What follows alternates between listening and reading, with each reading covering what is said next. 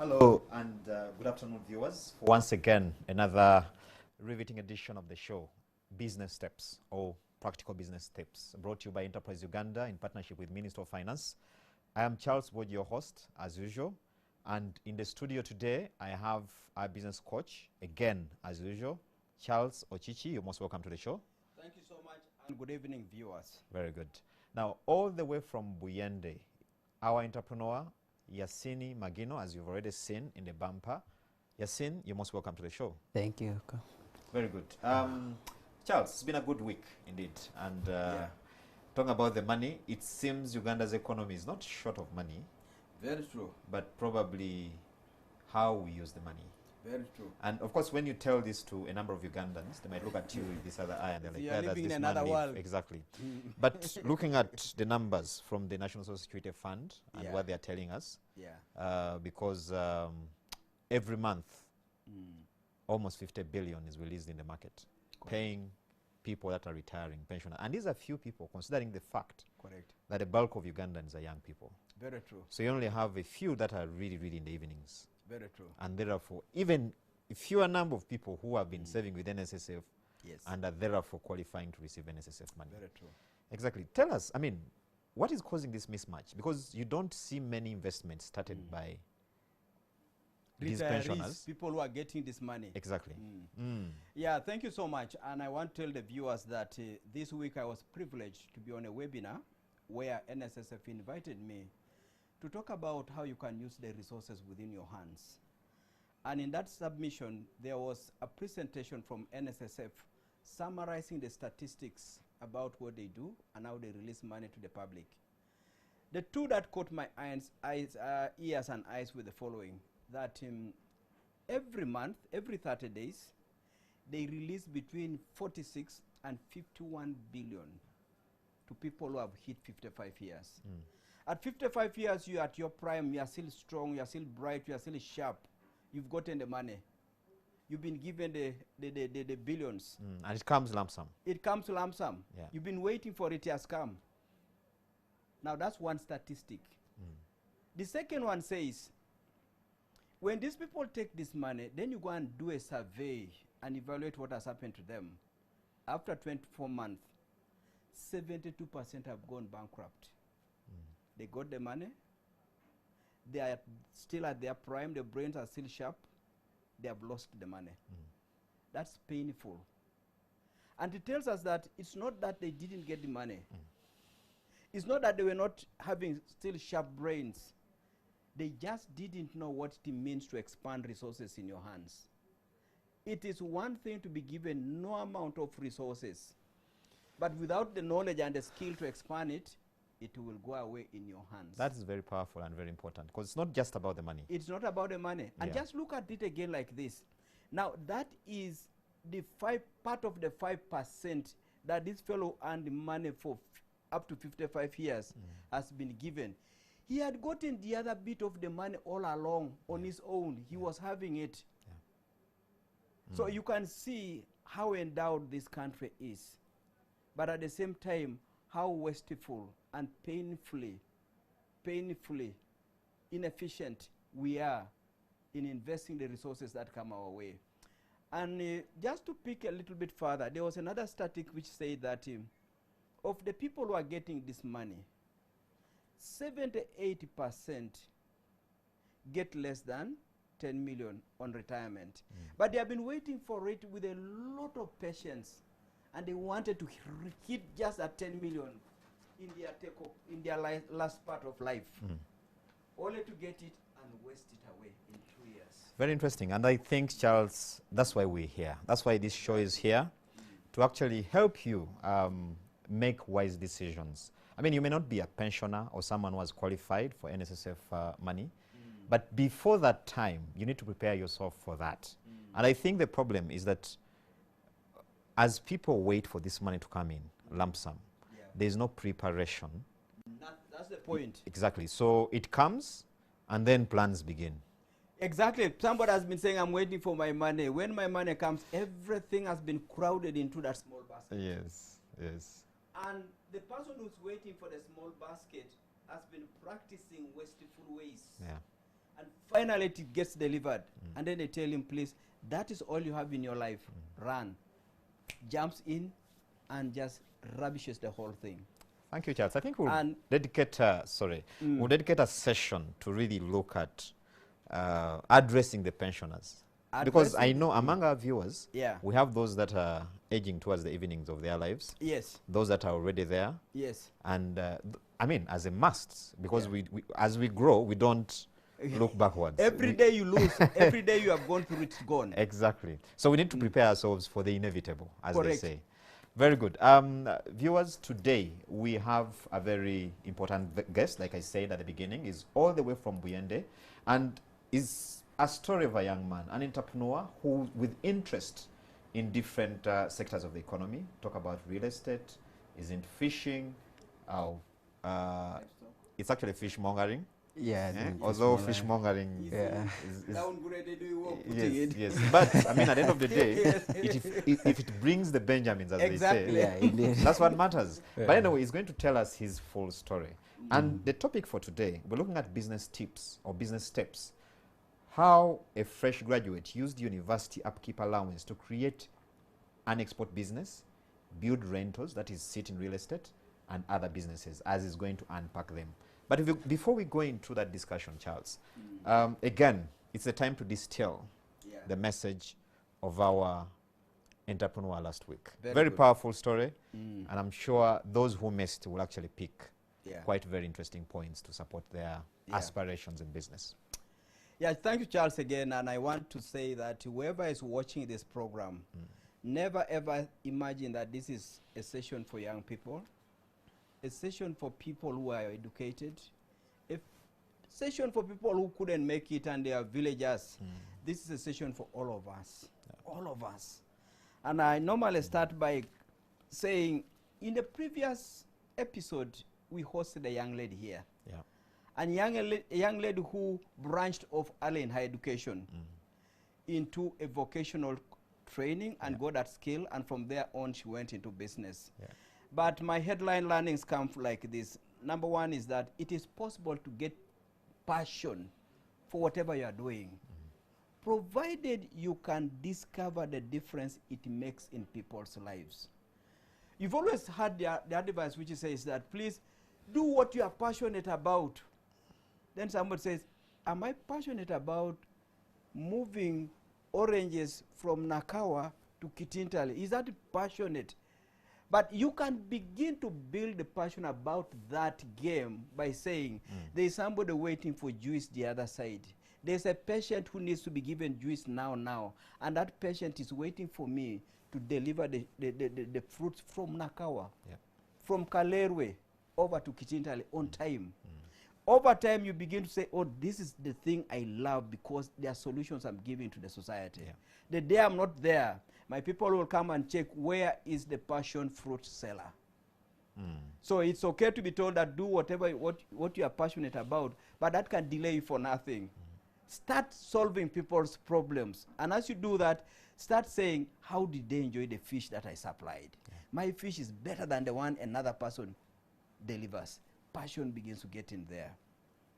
Headline learning number 2 was that there is always enough space for other players in business. So you do not have to either get jealousy over the competition or fear the competition when it arrives. Welcome it, learn from it. If you are concerned about somebody who has come in and then you are saying, now how do I try and disrupt this person, you lose, 1, the learning, 2, you lose the vision to serve the customer better. So please just recognize that it's like Japan. Everybody is trying to, there are so many companies making pickups, and each one is making an amazing quality pickup. If they were just saying, oh no, you have also come to make a pickup, they would have all thought that the only market was in Japan. Now they saw that, okay, we have created a competition within Japan. We built our strength, and that strength will take us to conquer the rest of the world. So please do not fear or misunderstand the value of competition. I think the word is misunderstanding. That is the key thing. We have remained rudimentary producers of solutions in Africa Because the moment just somebody begins to do something around us, the first thing an African wants to do is to bring that one down. Yeah. So we all remain down. All of us are down. Yeah. Then it's okay. Yeah. Look at the story of Japan. They began the competition within Japan, and when they were all so powerful, they said, the market out there is ours. Let's go. Let's just go and become Japan occupiers of the rest of the world with all electronics, technology. So competition is beautiful when you see it from that angle. Number 3 headline learning for me is formalization of a business. In the end, it's a good thing. Yeah. But it should never delay your getting started in business. Almost every story of a successful entrepreneur never started by saying, when do I register my business? Where do I rent from?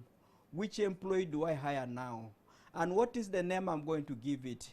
And then what's the uniform of the workers? And then what time should they be reporting?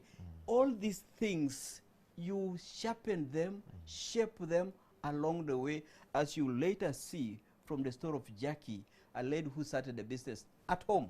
Yeah. And today is a major supplier of top-notch solutions of fabric to high-grade consumers.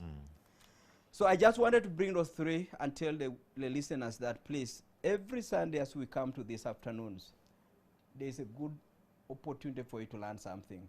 Ignore the faces of the young people that may come here, the faces of people who may be saying, this is a pharmacist. Please don't mind about the word pharmacy. Learn something that that pharmacist is doing. That somebody might be an engineer. Don't mind. Don't mind about the word engineering. How are they going about doing business? And I always say that the business language is universal. Exactly. Yes. Exactly. So very quickly, these were the specific lessons that came out of Jackie. That lady who was supposed to have gone very far in her academic career because she was brilliant, but ended up going into a tailoring school, but today having over 60 machines, most of them electric, for making garments, and she has also started a vocational institute. Yeah. So the first thing that I think I got very clearly from her is that God never gives us a video about our future. If God had told this Jackie that, Jackie, please go to that vocational school, do you see your video 5 years from now? Do you see your video 10 years from now? Please enjoy the vocation. She would have jumped and said, it's okay, God, I'm going to go to the vocational college. But God simply says, I'm not going to give you even a dream, even a hint. Walk into that thing and shape it up. Yeah. So, if he did so, many of us would have persevered through the challenges of life, being inspired by the great ending that you saw in the video. But Jackie, a bright student, had to branch off early into a vocational institute, graduated at the top of her class, but still regretted missing her dream of becoming a medical doctor. But here's the good ending, if the video was there. Today, she is a proud and a motivated owner of a garment factory, supplying top-notch customers. You saw how she was talking about how she can get a man with a high-quality suit that needs some kiraka, some repair. And he will watch the threads and say, where do I get the best kiraka to match this kind of a thing, so that this man can continue enjoying this? A suit bought at $1,000. Yeah. You shouldn't throw it away within 1 year because just a small part got worn out. That comes with passion and desire to make your customers happy. But this is the lady was saying, why did I become a tailor? Why?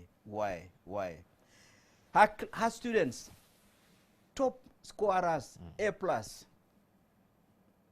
And she's now enjoying seeing them growing in the public arena.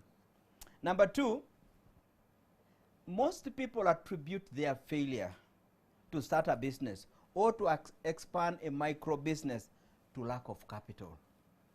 You know, I cannot increase my enterprise here because I lack capital. That's a song. It's a very... And because of that song, Jackie's heard about a loan program by government and said, I'm going to go to Enterprise Uganda because the precondition is that if I don't have that certificate of Enterprise Uganda, I can't qualify the other I will side. not get that money. She comes for the training. when she came for the training, this is what happened. It was a youth venture capital at that time. She discovered that actually her current micro business could expand and progress very far, but she had lacked business skills, how to run an enterprise. And she quickly illustrated. She said, I lacked customer care. I didn't bother whether you came back or you complained. So long as you have paid me my money, you go. That one does not create a growing enterprise. She lacked business records, marketing skills. And later she also discovered, having been taught about loans, she said, this is not the time to take a loan. But at some point I'll take it. She had come deliberately saying, as soon as I get that certificate, I'm going to run and get my money. And they were calling it our money, the youth money, our money. She discovered she was ignorant. And many of us are like that. Not that you are necessarily trying to target government money. Many of us are saying, I'm not doing well because I have not gotten a bank loan, and you are rushing to look for a bank loan. Yep. Only to discover that there were issues you should have fixed before you went for that bank money. 3 is that success in business makes customers give you good suggestions for growth. The people were happy with Jackie told Jackie, why don't you now train my other sister, my other daughter, my other relative in tailoring? You are so good. She said, no, I'm just concentrating. Then another one comes. Then another one comes. What did she do next? She rented the next room, put the machines there, and started a very small vocational institute without registration, but was having customers. But it was the customers who pushed her there. Similarly, as she continued doing a good job, her own customers, the big clients were making orders from her, said, you know what, Jackie? We want you to bring for us 3,000 pieces of an item. But please do whatever it takes for you to go and get money, wherever you are, whether it's at the bank or wherever, just go and get that money. So as you serve your customers, you get more ideas and guidance from the very people that you are serving to diversify into things you never would have managed to go and do. Fourthly, concentrate on building trust. And this came out more because as Jackie did a good job, she built good client respect and repeat businesses. And when that happened, she then decided to formalize her business. As she formalized her business, she also started now to fulfill things that are required for you to bid for big-time business opportunities. She now had to get all the registration certificates. She had to get all the things, including certification of some of her products. But as she did that, she started to win these contracts on merit. And as she won them on merit, using the letters of comfort from these big companies, she was able to break that big hurdle we always talk about, failure to get a loan from a bank. A letter from an international agency that was a client of Jackie was sufficient for the bank to say, it's okay now. If these people are trusting you, who are we not to trust you? I think that was a very powerful message. Exactly. The bankers are saying, these fellows are of international repute. They have trusted you, they have given you this deal, and they are going to pay through our bank account. Please, Jackie, come. And when that happened, and Jackie paid on time, the biggest challenge on Jackie today is not how to get more money, but to tell bankers that please, not now. Many want to give her more loans and more loans, implying building trust is a gateway to almost anything. We call it in our training, we call it international currency. The moment you are trusted, you've just acquired international convertible currency. Finally, remain visionary. 10 years from now, Jackie says she will have built a family house to say, I deserve to be comfortable. She will have also built a home for the vocational institute where she will be saying, I am going to create and build the finest tailors Uganda needs, and maybe the rest of Africa. Those were the stories and the lessons from the young lady Jackie. Thank you, Charles. And I'm sure our viewers have picked very critical lessons there. Again, the approach is to make it as practical as possible. That's why we bring real people in business.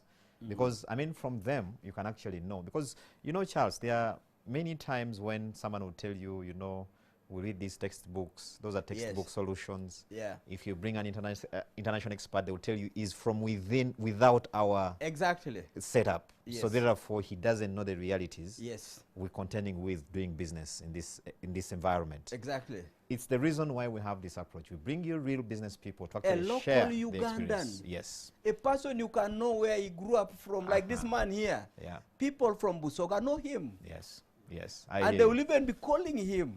And they know his home. at that point, I'll come to him to introduce himself properly and tell us what you do or what kind of business or lines of businesses are you involved in. Okay. Thank you, Mr. Boyji. By names, I'm called Majino Yasin Wilbur, popularly known as Plan B. That's my business name, and later I formalized it as my company. Plan B. Plan B. I'd like to hear more about that. Yes. So, like that umbrella of Plan B, I've created some series of business. Okay. But majorly, it has been fish. Fish has been. I've concentrated a lot in marketing. Okay. Because that's where I entered in. Because fish is a broad business. There's marketing, farming, fishing, the nets, But for me, I'll put myself at the other end of marketing. You connect the guys to the market. Yeah, the market, the fish farmers, the fishermen. So I've been more in fishing, in fish as the fishing sector, but majorly in marketing. I hear you. Yeah. So are you doing this in Buyende, or you've that's expanded it to other? That's where it all started. Of course. You can give us the background who you are and then how you are. Of course, I'm a man from Buyende, along the shores of Lake Choga. That's Ingo landing site. That's where the really home is. That's your base. And that's where everything started. I hear you. Even in business. I'm the firstborn among 7 to my mom, and firstborn to my dad. We are 3. My mom, unfortunately, is a single mom, so I'm behind her with the 7. I hear you. Yeah. The life, I choose to be in Buyende and start in Buyende because that's where I saw my potentials. I get it. I remember my mentor in business, via the training, they told me never to excuse myself for not finding where to invest or the business opportunity. It is to start where you are. So I started where I was, and that was Buyende. That was Buyende. At the base, proper. At the base. So I started at the base in Buyende. Okay. Everything started there. And of course, as you accomplish this, you move on as a plan B. At the beginning, there's, because you need to unpack this for me, and I'm sure there are university students listening to you. Indeed. There's some fresh graduates listening to you. Indeed. Because our topic today, we're looking at that, how someone can use that little money, That upkeep money from university to actually start a business. Yeah, okay. It all started like this. While I was in senior 6, A-level, my A-level, I struggled for school fees. So someone came in, he was a strong businessman, and I called him my dad. He's called Mr. Friday, Namada in Busia. So he called me on board to help him in business. But the payment was fees. Okay. I support you with the fees, but still I see some abilities in you. You can help me, support me in business. So I supported him in his business, and he was supported paying the school me. fees. So after my senior 6, fortunately I did very well. Very well. They said I went on government. Okay. So that one I think rendered Mzee to be kind of, I needed him, but now not for fees, because the government has already taken me to Makere. So when I reached Makere, the issue now wasn't what I was doing to raise fees. The fees were already catered for government, by the government. So income became what? A problem. So it's just like doing something, we normally call it at campus, like a side business, to side earn hustle. something, kind of. So I started all like that, but though at the end, I didn't see it coming that it would be a bigger thing. Okay. Yeah. So like capital, as people say, capital is a problem to start. To me, I also saw it because fish is a little bit capital intensive. Yes. But I wanted to start to the way I was seeing it. So I wanted to start with a little, and I was looking at maybe 5M as my starting capital, and which was not the case. And if you remember very well, when Mariam Leva was the Chancellor of Makerere, there was that chaos in 2012. It's GA of embezzled, is living out allowance, what? And we were the victims. We were the government. We were demanding our areas for the first semester, that's 2012. Then the next semester, that is for the last semester of our second year. So your allowances didn't come. I come to Miss Ocici in the training after hearing there is money in the bank. Okay. You can look for it, then invest in the bank. So particularly I was looking for the 5M, so that I started. That was the Youth Venture Capital The Youth money. Venture, Oh, yes, the government program. They said now you can get the 5 million. Yes. You can get the 5 million, then invest it. You either get it as a group in the bank, or you borrow using the security. The group, it wasn't there. The security wasn't there. It was you. It was me that was there. So I went to Enterprise Uganda. I attended the training. Out of the training, I went to look for the 5M. After the training, I was no longer looking for the 5M. The idea I got, that you can never use a loan to start a business. A loan should really facilitate a business, should make the business move, not to start a business. That's the idea I got from Enterprise Uganda. And I went back home, I internalized everything, and what I came up with, no, I must look for something small to start with. Coincidentally, now university sorts everything, they pass our areas. So it amounted to 1.5, around 1.4, 1.5 there, which was, to me, was very big. It was a blessing. A very good blessing, because by then, purchasing the smallest unit of fish stock to Kenya, it was at least 100 kilograms. So there are people like my former boss, Mr. Friday, was now controlling almost the whole of Lake Choga. He has the trucks there, he has every facility there. So I requested him if I could get capital. I buy it a little. He takes it to the market. I get something, which he did for me. I got I call it Mariam labor money because because it was via Mariam labor.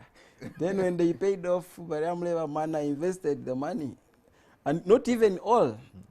Remember, I was looking for the 5M. I've got 1.4, but I was seeing it as much.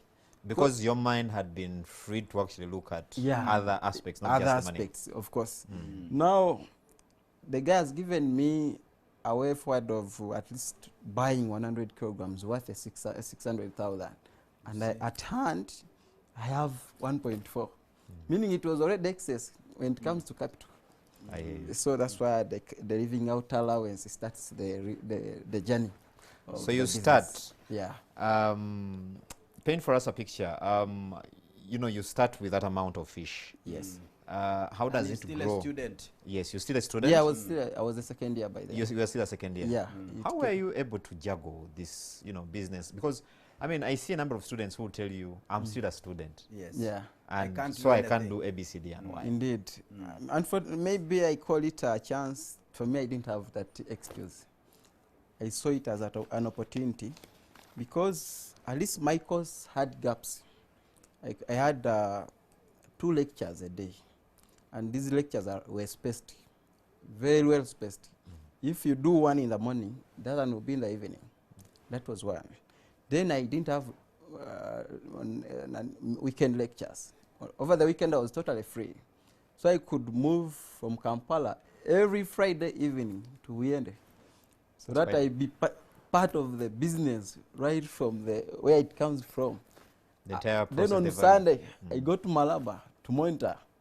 Then from Malaba, I come back for the lectures on Monday. Wow. So it was quite a long cycle, but I got adopted to it, and at the end, it worked for me. Hold it there. Charles, what are we picking from here? Yeah.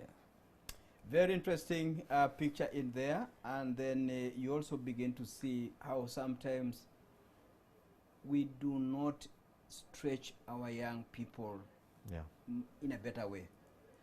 The young man had already something going on with him, and he knew that the benefactor who was paying his school fees, who was having some opportunity for him.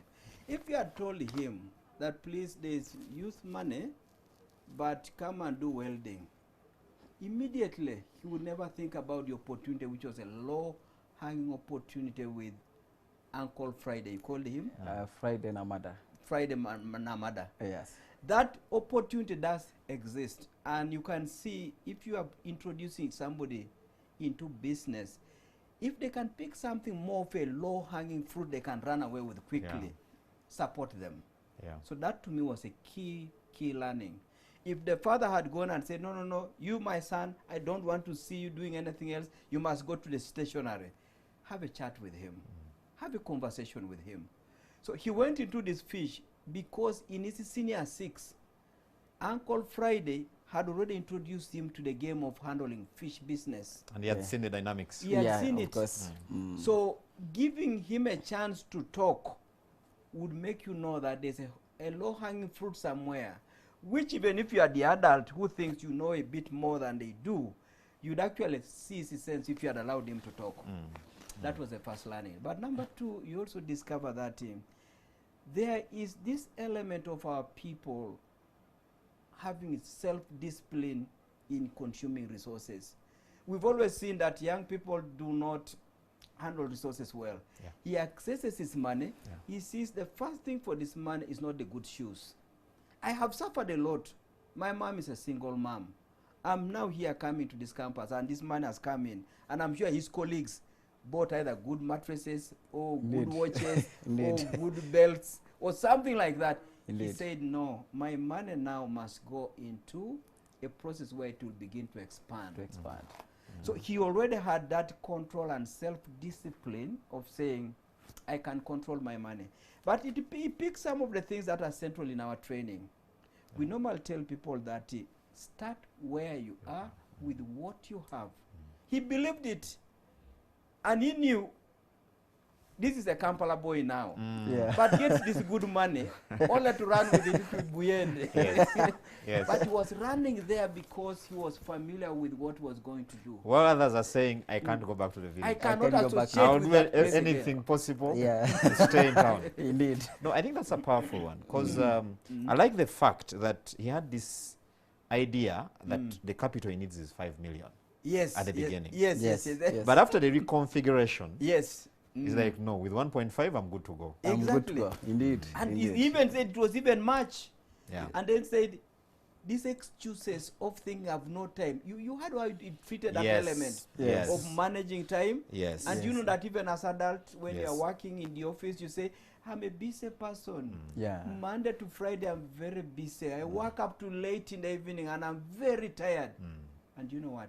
The moment you tell the brain that, indeed by 5 o'clock, you feel very tired. I mean, look at that schedule. You have Kyoga, Lake Kyoga, Busia, Makere, And Malaba. and the books. And the books. And the business. Yes. I mean, it is, and I think it is quite powerful because, you know, as a young person, there's a lot you can do. Indeed. Very Your body is still energetic. correct. You can do so much. And I think many of our young people are actually wasting a lot of time. And we can actually let him tell us, did you finish your course? Because somebody might be saying, let's hear whether he finished the course.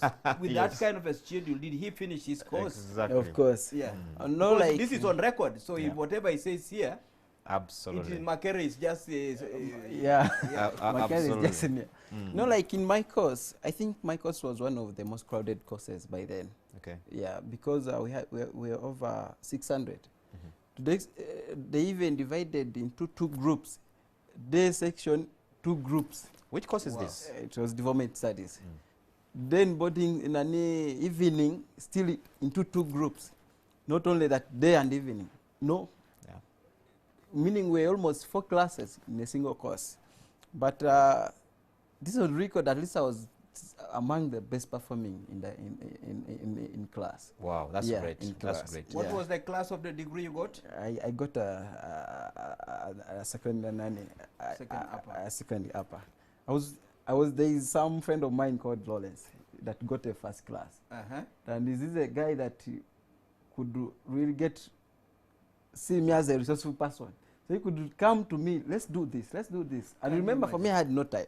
He could only get me when I'm off in my businesses. And that person that used to help is the one then who got a first class. Yeah, and you ended up with the upper.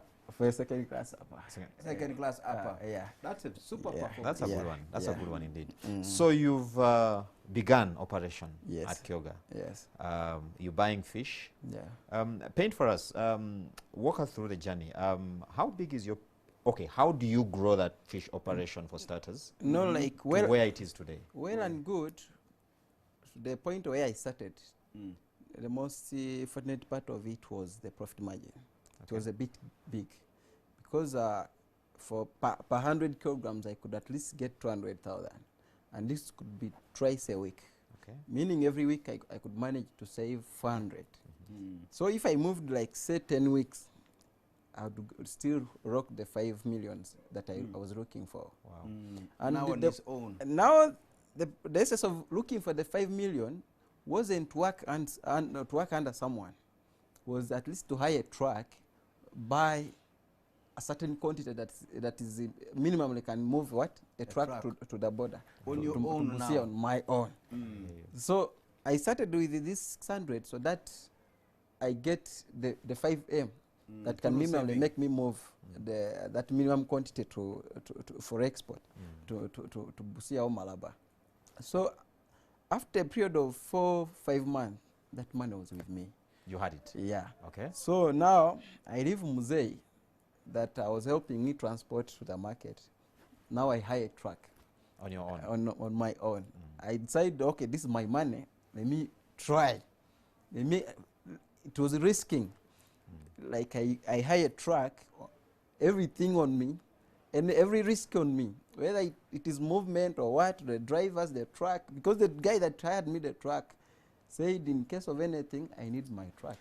Yes. Oliver, what principles helped you to move from the armpits of Muzei to now expanding your capital to a point where you can now be on your own, have your own truck? Yes. Because most businesses, that's where it really gets you feel crowded. comfortable to be under the wings of You someone. know, like for Muzei, it had limits.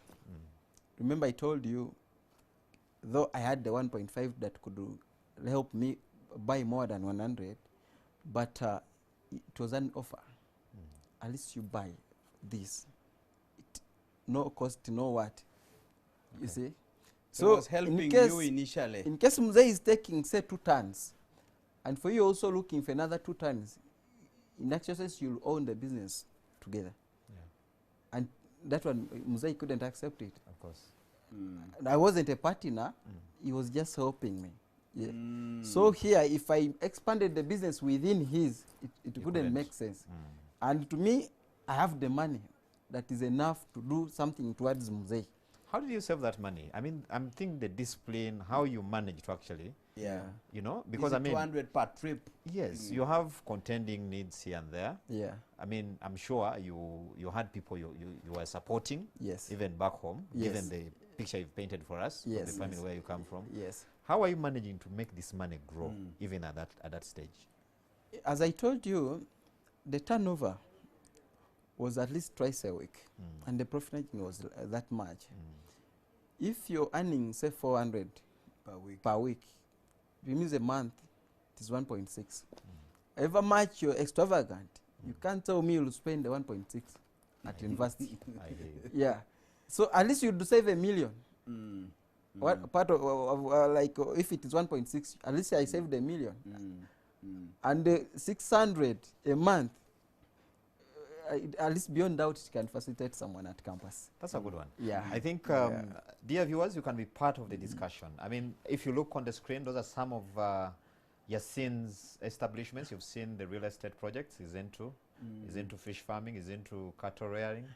He's I mean, Plan B is really Plan B. He's spread his wings in various sectors. Indeed. And I think, you know, there are very critical lessons to pick from his story.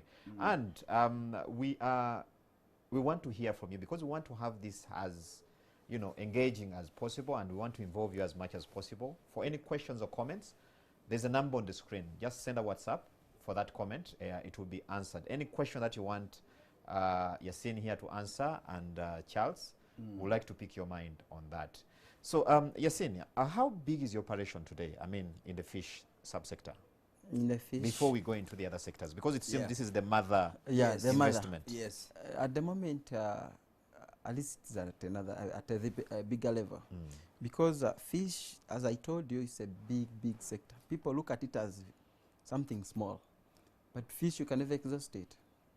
You have to only to concentrate on a certain kind of aspect in it. Yeah. You can never be the farmer, then you market it, then you export it. It's always hard. Yeah.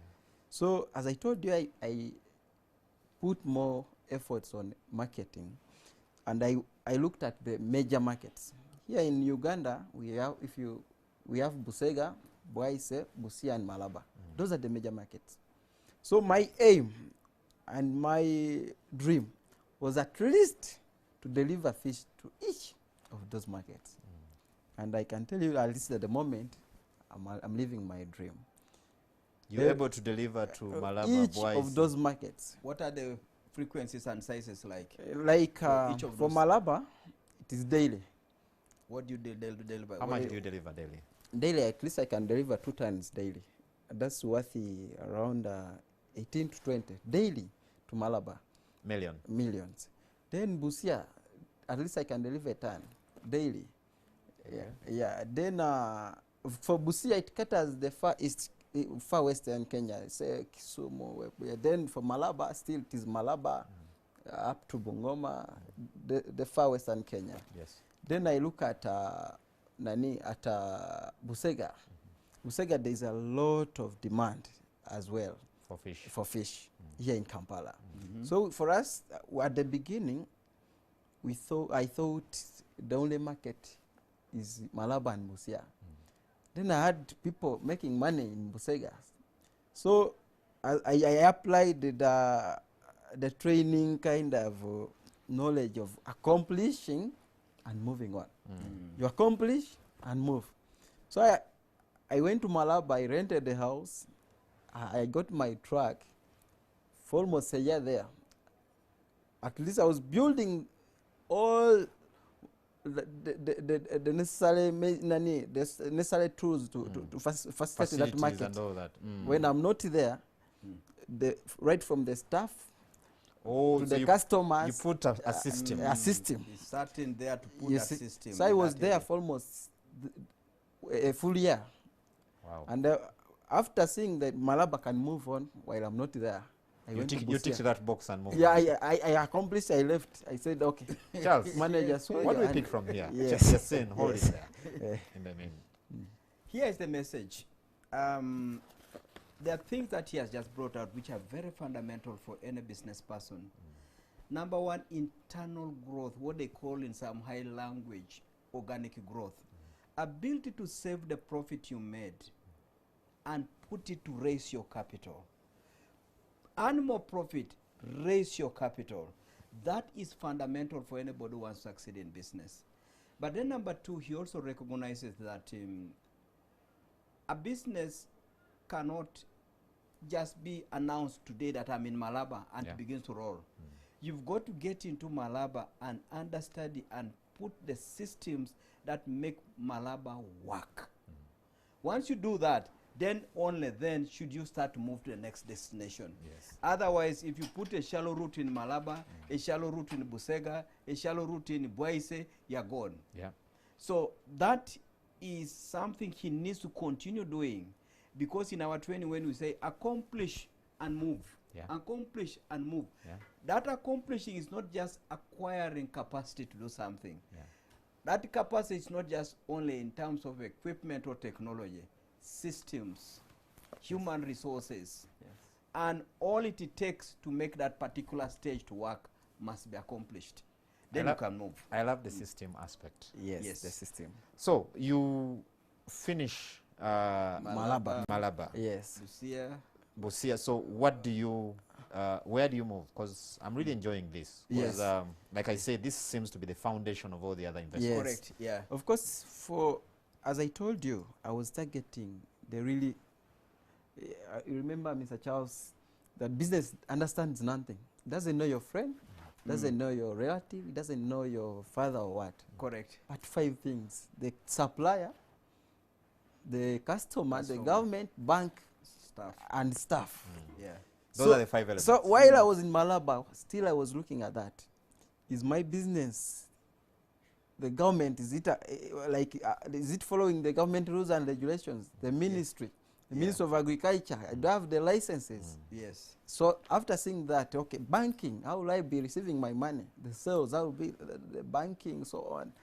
I put all that. The customers, as I leave my boys, I don't guarantee them sales. I have to leave them with the person who will buy the fish. And for them not to cheat me, it is me selling indirectly, though they are the ones delivering. They do the manual. They do the manual, but behind the scenes, behind the scenes, I'm there. you're in charge of the system. Yeah, every morning I have to tell them, so and so wants this. Send to this way, send this amount of fish. So at the end, I'm part of everything, though I'm not on the ground. You can't do business by remote. Yeah, so I am part of every stage of my business. Though, if you find my phone early morning, it is taking orders. I want this, I'm this way. New customers, old customers are coming in. I hear you. Yes. So you roll from that side, now you come to Kampala. No, like from Malaba, I went to Busia, still there for another year. Okay. After seeing that, I stationed some number of boys there. They do it very well. I hate you. Now, after that, I come to Kampala. That's Kampala, that is Busega. Now, and the other part of this business is brands. The only thing that really has enabled me succeed and grow is branding. Tell me about the branding, because Yeah. most of the people in fishmongering, I mean, fish is fish. Yes. Yes. Charles, I mean, when we go to the Yes. market, Yeah. I haven't seen any. Who brand? I know. No, like that's to you, but to me that is in I that hear is you. in there. I get I you. know. Tell me about Fish, it. it has a lot of brands. I can say, brands. I can say it starts from sizing. Okay. Of course, the fish that Mr. Ocici will buy, the size that he wants, it's not the size someone in YSL will buy. Yeah. Ocici can afford a single head of fish at 40,000. Yes. Someone in Katanga wants one of 1,000. But he also wants the fish. But he also wants fish. Yes. So you have to sit and see which kind of customers, which kind of customer am I Yes. targeting. And their needs. Yeah, Market so segmentation. for me, I realized I branded myself with a certain size of fish, Okay. with a certain size, especially And at with the a bottom. particular market segment in Yes. Yes. Now when you come to Malaba, they need small fish. Busega, they need big fish. And when the supplier is supplying you, they can't say this is small. They will give you at once A mix. A mind. mix. I hear you. So if you build a market of big versus small, it means the supplier will be contented that this one takes my stock fully. Thank you, Yasin. Yes. You hold it there. Yes. As Charles comes in here, as you think about, because we want you to walk us through how you now came up with the idea of diversifying Indeed. and why those particular businesses. And Yes. it's now in Kenya as well. Exactly. Charles, the key learning Yeah. so far. Yeah, I think this is very, very fundamental. We keep on telling people that there is one customer, one authority who can dismiss anybody from business. Yeah. And that one authority is called the customer. If he wants a small size of a fish, please understand him and deliver the fish. The other one needs a certain size of a fish. Please understand him and deliver that fish. Yeah. And please do not try to coerce them or convince them that even this one is okay. The thing has got too many small bones. The man has enough money to buy a fish big with one. good A big bone size. Let's Yeah, do this work. Yes. Yes. So please, I think if we are seen can keep up with that game, he can only be stopped by himself. Market The market is segmentation. available. Yeah. Yes. That Very ability important. to know Very that this is important. Boise. Yeah. You don't just deliver all the fish and just say, you people just see what to do. Yes. The Boise man who is buying the things wholesale from you knows his market.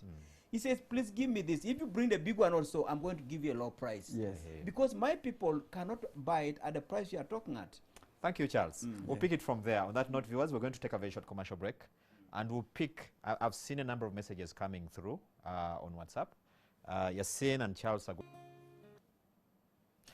welcome back, viewers. It is still Business Tips with Enterprise Uganda. And our guest today is Yasin Mageno, all the way from Buyende.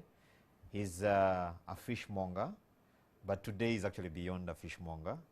I would like to call him a trader in fish, or a businessman for that matter, because his interests have now spread beyond the fish industry. So, Yasini, I understand you have operations beyond the confines of Uganda. Yes. Tell us about that. The operations beyond the Uganda, we have been in particularly we have been in Kenya side. Okay. Because here in East Africa, Kenya has the biggest demand for fish. For them, fish is a very, very big component when it comes to their diet. Samaki. It's how much, and nakula so much sana. Okay. So I've been more of Kenya. Yeah. We tried other countries, but they're not commercial. Okay. But so Kenya is very, very commercial. You can find a single trader buying a full truck at once. Gives you the money, you go. And that's what I'm doing. I hear you. So as the brand, as I told you, branding. I branded myself along the border. That's Malaba and Busia. And these people across, of course, if they want fish, they're always here. Who is there? Who is in the market? I agree. Now, moving on, because I know behind that fairly wide operation, Yes. Busia, Malaba, Busega, Bwaise, Yes. there are people that you employ. Yes. How do you manage your human resource? How do you deal with that and ensure that these guys actually deliver your vision? Yes. Like my staff, that's they're around 51, I can say. If you look at the whole system, around 51. But as I told you, at every point of my business, however much I'm there, I put a system of at least, it's like a pin. They reach a certain point when it is me to do it. Just like you do have a system that however much you do this, at a certain point you have to come back to me. How should we do this? Okay. Just like in Kenya, I tell you, in the morning, it is me who knows which quantity to be delivered to Kenya, which one is going to Tororo, which one is ending in Malaba, and who is taking it. So you built a system where you didn't cut yourself out. I'm You're part of within. the system. Yes. Okay. So here, calling becomes a very big component. Okay. You may find that in the morning, unfortunately, these people make all those operations at once in the morning. Busega in the morning, Waisa in the morning. You go to Malaba in the morning, Busia in the morning. So if you don't, I control them almost on remote. Okay. Do this, go this way, deliver this, right from the driver to the manager. And the manager, there is a manager who is just in administration. There is the one in writing, recording. There is the one dealing with the finance. So if someone told me we sold a ton of fish, so those are 10 millions. The person handling the finances will tell me, I banked the 10 millions. Okay. You double check that. Yeah, so the driver will tell me, we delivered A ton. Yes, and the receipt, the invoices are there. That's a good one. So if you went, say, to Masaka, you bought a ton of fish, and you take it to Malaba, did it reach? Was it still a ton? That's a good one. Yes. So beyond fish, where else have you invested? Yeah, we have. As I told you, my major aim has been diversifying. Okay. At not only looking at fish, but I looked at fish as a big opportunity to finance other businesses. There is at first when we go back to the end, I first look at border borders. These border borders, I looked at in 2 ways, in fact 3 ways. First is to impact the community. In the village, my mom was sick, but even getting to the clinic, there was no way to take her to the clinic, no means. So at the end, I impacted the community. If you buy certain border borders or 16 border borders, they can help the community. They pay you, but at the end they feel you're helping them. You're delivering convenience in the moment. For convenience and ease. Then the other thing, those border borders help me to transport my fish from the very deep destinations where there is fish, but the trucker can't reach there. So the border goes and pick it. That was smart. And at the end, I'm helping these youth because 16 border borders, those are 16 people. And each border has a friend that will always give a chibalua to their friend. You understand that dynamic very well. So they feel you. You feel the community. They feel your impact. Yes. So then beyond border borders, I put up mobile money outlets. They're around 8. 8. Yeah. In fact, my elder sister is behind everything. Is managing. She's managing that space. Yes. That's and if there are 8 outlets, those are 8 more jobs I've created for them. I can get someone in the village, he says, help me, this kid wants a job, this one. I'm giving her a job, but doing business for me in actual sense. So it really, don't think the border borders and the mobile money have really benefited, just like in the community. It has really impacted in the community. You bring out a very important aspect, again, before you talk about the other businesses. How do you manage a relative, you know, in business? How do you keep her in line to actually deliver, like the others of your... There will be many uncles, neighbors saying, please, even my daughter is here. Yes. Please, you assisted the other one the other day. How about... Now... You even ate our mangoes here while growing up. Still, it goes back into system. I look into my... I look... I look at a person, be it my sister or what, but you have the credentials to do my business, as per my system.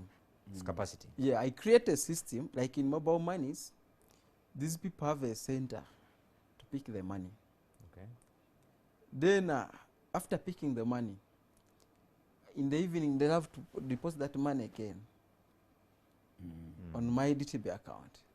So at the end, I can sign like 5 check leaves. I live with the sister to withdraw the money and give it back to them. Even meaning that one creates, like, though I'm not there, the manager, while they are withdrawing the money, when they take the check, you'll have to call me. That really, have you sent these people for money? And at that point, I'm being part of my business. Yes. That's a good one. Yeah. I love that. Yes. So where else have you gone beyond mobile money and border border? I'm into farming. Okay. Yeah, I think now it is over 150 heads of cattle. Over 300 sheep, over 250 goats. It's a mixed farm, like goats, sheep, cows, birds, they are all there. So those are a lot of businesses to... Yes. I'm just wondering, don't you wake up sometime in the night saying chicken or sheep or something? Yeah, in the middle of the night? You know, like sometimes... How do you manage? It is always good to fully utilize space and opportunities. Yeah. Like I had space somewhere, there were some wrangles, and I looked at what to do with that space. And if, say, every week there's a livestock market in our village there in Buyende, if every week I bought, say, 2, and I put in that farm, in the rotation of 1 year, there'll be much. So I started like that, and now it's a big farm. I'm looking at expanding it. Very big. Very interesting. And you know, if you have over 100 heads of cows, like, meaning you every 1 year you get more 100. Yeah. I hear you. I'm going to ask my producer to run some of the pictures of Yasin's investments. Yes. But as he does that, and as Charles comes in and we go through the comments and questions of our viewers, I know you were into real estate. What kind of real estate are you doing as well? I'm looking at rentals. But before rentals, I told you of my background at home in the family. Yeah. This is a mom that was sleeping in a grass-thatched house. I'm here at university, but I'm even afraid of picking a friend. So if you're my friend, I take you to the village in Buyende. I make you sleep in a grass-thatched house. Some of them, they have never even seen them. Yes. Yeah. Yes. So I first looked at changing the image and status of my home and my family, right from the paternal and maternal side. So that's when I started some big constructions right from the village, not in town. So I did a construction for my mom, my construction, then some other constructions right in the village. As I was doing that in around Kampala, I was concentrating on purchasing plots, prime plots. And now that I'm done with the village, I'll concentrate on developing my plots around Kampala. Viewers, I have to mention that Yasin is 28 years. He's a man in his 20s, and you can see his vision is quite broad. And like Charles said at the beginning, and I agree, and indeed want to add that the business language is a universal language. He's young, but there's a lot we can learn from him. Charles. Yeah, there are so many things we pick from the story of Yasin, and I think a few can be shared right now. One of them is that before Yasin discovered this principle of accomplish and move, he would have been like many of us. You do one good thing, you move from 10 cows to 150, the entire village is celebrating you, you settle there. But he's still living the message which says accomplish and move, accomplish and move. That is one key thing that I think we all need to know, that if you do not have that desire and the need to improve what you have all the time, it is easy to quickly compare yourself to where you have come from and settle. Yes. This man has left his background by so many miles. Yes. But he's still saying, no, the God that created me wanted me to make some transformation in this country, and I'm going to keep going and keep going and keep going. You know, you've seen the trucks he's owning. Yeah. How many trucks do you have? There are 3 trucks. 3 lorries. Yeah. By the time you own 1 lorry in this country, we talk about you way beyond your village, way beyond your district. You even start working with a swag. Yeah. Anyway, Charles, I think let's move to the questions. Yes. I have many questions here, tons of them. Yes. Some going to Yasini. One of them is, did you have a girlfriend at campus? But as you think about that, someone is, I think it's Brighton from Barara, is saying, at what stage did you think about registering your company? Yes. I don't know which one you want to start with. Yeah. Oh, I think I will start with the last one. Okay. I registered my company way back. You know, when I thought of a mobile money business, by then it was the easiest business to start. So I thought of starting it, but by then, MTN conditioned you to register a company so that they give you the lines. That's when I opened, I registered the company. Okay. And that's how I got the Plan B name. So it is a Plan B Gaps, Uganda Limited. So it's a registered company. That's a good one. Yeah, yeah. I love the name though. It's a Yeah. good one. Yes. Then I have Ben Gaboy is saying, how did you manage the costs and savings at the same time, especially at the beginning? That balance. The costs and savings. The costs you were incurring. Yes. And then being able to save still, because many times someone is doing a business, but the costs are eating into. But of course, and I think as you come into that question, yes, you are the firstborn. In an African setting, it's common for elder children to begin to take hold of the younger ones and take them to school. Actually, we call them deputy parents. Yes, I've done that. In fact, if we are 7, the 6, mommy doesn't know where they started from. I pay over 5 million every term for them. And I've always told them I want them to live like sons and daughters of a minister. I've taken them to big schools. And I just want to impact my family, first, as I told you. Yeah. So the other thing, like he said, managing costs. You can never realize a saving or a profit minus deducting the cost. I can say I've saved 500 when it is less the what? The cost. So I've already managed their costs. I can't say I've saved 400 without deducting the costs.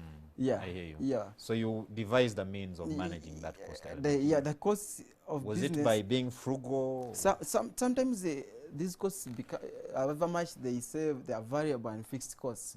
Other costs become fixed. Okay. Just like in my business. Every time the trucker leaves Kampala and go to Malaba, it is the same cost of fuel. The same amount I pay the driver. Yeah. The labor, I'll have to pay the same. If there are some government dues to pay, they are the same. However much they are variable, they become fixed in nature. Yeah, so I can, if I self-deliver the ton and I have a gross of 1M, I can only save the 300 after deducting all that. Yes. Yes. Charles, I have someone here asking me. We're asking, what are the first considerations to begin when one is beginning a business? Picking from what Yasin is telling us. The first thing you need to do if you want to get into a business is to look at what solution can you take to the market and you get a customer in the shortest time possible. And that solution, one, should be something you are able to quickly learn how it works. Two, you've got sufficient resources to actually get that solution to be done the way it's required by the customer. And I want to just give an example. For example, what Yasin has been doing here. He said, I know fish very well because my uncle called Friday took me there. So he was familiar with the nature of how the fish business operates. Number two, he also said, if I'm going to get involved in beginning to earn the profit directly from the fish, I need to start with the resources within my means. And was able to handle the 100 kilograms as the first bit of it. And then later, as he made more savings, he was able to graduate and now fill a truck on his own. So please never ever imagine that there is a certain minimum capital you need to become a business person. Just ask yourself, what is that minimum size of a business solution I can deliver tomorrow, and start from there. Yasin started from being an employee. Then he put in some resources, was like just almost like an investor who was using resources of an uncle, and then was being given a bit of a shoulder, a shoulder to lean on, as was building up his muscles. Perfect. From there, he began to build up his own chain of success. Perfect. And today he's now into fish, he's into cattle, into real estate, and all these kind of things. Okay. Yes. Coming back to Yasin again, I have about 4 young people here asking whether you'd be willing to share the knowledge you've gotten in this business with other fairly young people, and someone is saying, like the Muzei handheld you. Yes. And while at it, again, someone is asking, did the university education help, or is it helping in your business? Yeah. Okay. Very good question. No, for the first question, like sharing someone with the idea I have, also with what I'm handling now. It's all about passion. Yeah. It's okay to share with you, but you're into media. Yeah. I'm in fish. Fish is my passion. You may love the success, the vehicles I'm owning, but the plots, but when you don't have the real passion. That's the point Charles made, I think.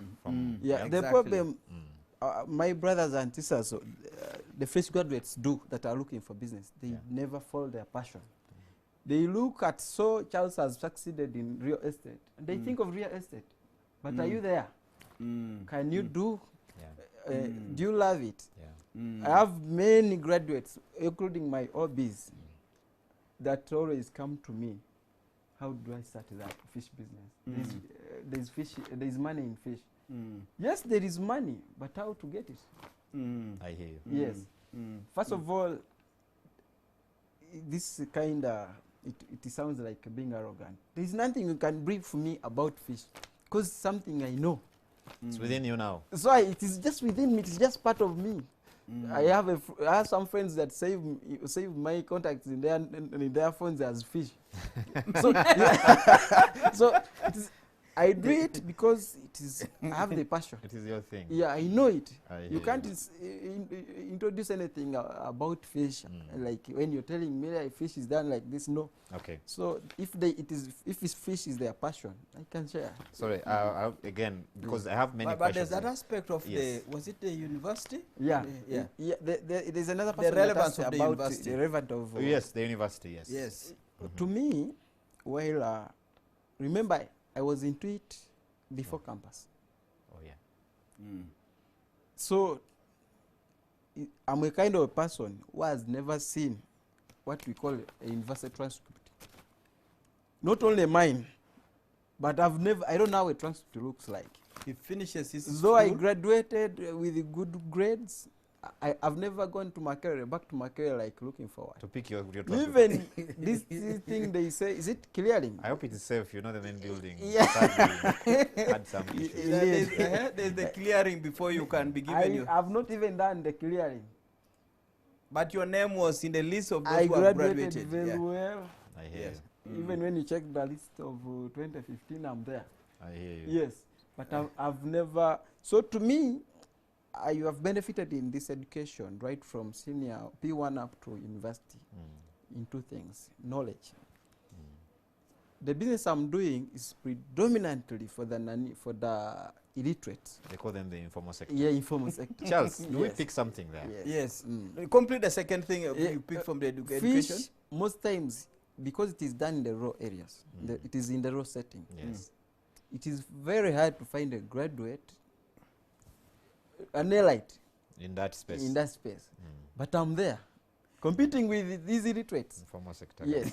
Which is another interesting thing because Yes, it presents. Yes. It again poses a question of how you manage to blend in.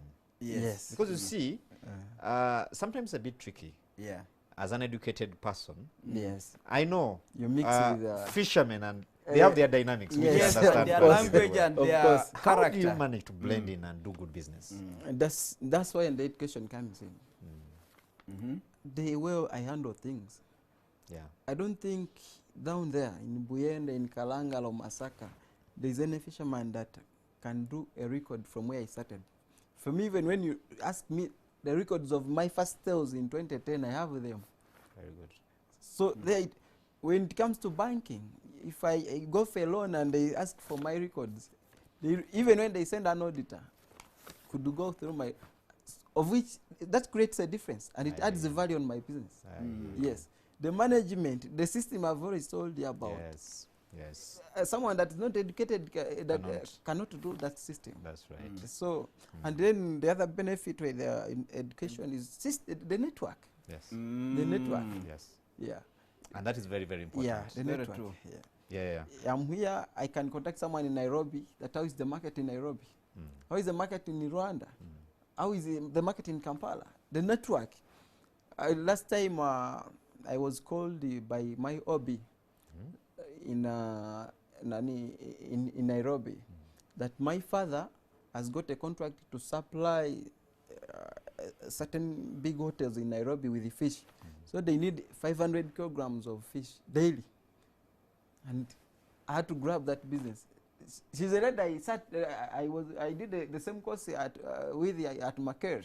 So that's network. In fact, that is the first question you talked about, keeping records and stuff, I think ties in with what Daudi here. Daudi Bugaga is trying to ask whether you have a well-articulated and written business plan. The business plan, but it is already there. Right, as I told you, I went looking for 5M to invest, to hire a truck. Sometimes that also kills people who are looking for business. Yes. They think business is papers. You have to see it, you calculate. But an idea can be just with you, in mind. And if you're smart, you can take it from mind to practical kind of operations. The business, the people who say you write a business proposal, we do this, we finance you, do this, you rotate around. You'll move with your proposal when you've not gotten started. And for me, was my proposal in my mind, I'll start and I'll keep moving. Yeah. I think that's okay. Charles, Of course, I don't want you to tire from people are asking me every day how they can be part of the Enterprise Uganda sessions, picking from, you know, what Yasin has learned from Enterprise Uganda, and of course, what you pick from Yasin's submission. I want Ugandans to know one thing, that everything that we discuss here on Sunday evenings, it is practical, it's being done by Ugandans, and another Ugandan can do them. In other words, it's possible to replicate the success stories that you are hearing from here. And at Enterprise Uganda, we have carved out training programs to exactly instill the kind of business mindset that shapes people like Yasin and makes the man now not to fear millions of shillings or cross the borders and do business. So at Enterprise Uganda, we have training programs for beginners. Training program now for a man like Yasin is still a training candidate for all Enterprise Uganda services. There is no way you reach where Yasin has reached and now you think you are beyond being trained. But the humility to keep learning as you keep on hearing from him is fundamental and key. So I want again to give just my telephone number here. It is 0772 699 808. But I want to say it again, when the restrictions brought upon us by this pandemic are lifted because the thing has passed, like many of you, the parents who have got sons and daughters at the age of Yasin, like many of you who have been saying, how do I get involved in business? Reach us at your earliest opportunity. Enterprise Uganda is being run by ordinary Ugandans, ordinary people like all of us here, but we create extraordinary stories. Very good, very powerful. Thanks, Charles. And I have to say, Enterprise Uganda, because there are many that keep sending us messages wanting to know the location of Enterprise Uganda. It's on Lumumba Avenue. Yes. The easiest way to direct you is behind Case Hospital.